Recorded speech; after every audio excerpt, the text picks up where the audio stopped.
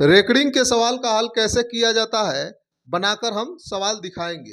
तो रेकरिंग उन्हीं नंबर का लिया जाता है जो दशमलव वाली संख्या हो यानी डेसिमल नंबर हो और दशमलव के बाद जो अंक रिपीट करता है उसी पर हम लोग रेकरिंग लेते हैं। सवाल बनाएंगे तो स्पष्ट होगा। सवाल की ओर चलते हैं। अगर ये देख रहे हैं कि 0.44 यानी 4 बार बार आया है, रिपीट किया है, तो इस पे रेकरिंग अगर लिखेंगे तो 0. और उसके बाद क्या 4 पर हम क्या लिख देंगे, रेकरिंग या बार लिख देंगे। तो ऐसे रेकरिंग फॉर्म में लिखा जाता है। और रेकरिंग वाले सवाल का हल कैसे, अगर इसका 0.5 पर रेकरिंग दिया गया है तो इसका हल करना होगा तो इसका मान कितना होगा, तो कैसे निकालते हैं।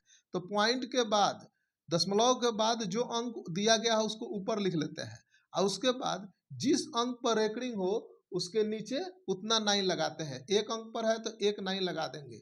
इसका हल हो गया। आइए इस सवाल को बताते हैं।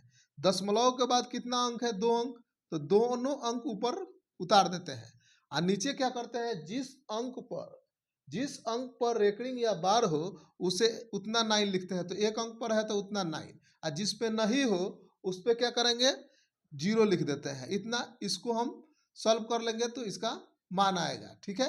और जिस पे नहीं हो रेकरिंग वो माइनस हो जाता है। तो 3 पर नहीं है तो क्या हो जाएगा, माइनस हो जाएगा। तो घट कर कितना आ जाएगा, 31/90 ये आ गया। आइए जब ये सीख लिए तो इसका जोड़, गुना और वर्गमूल कैसे निकाला जाता है इसको बताएंगे।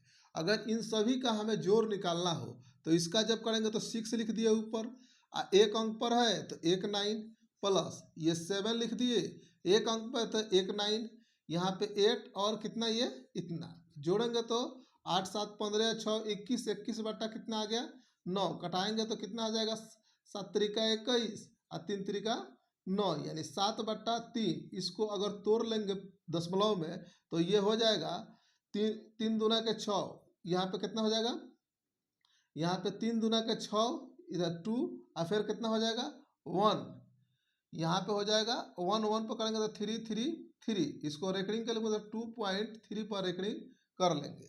आइए इसको बनाते हैं।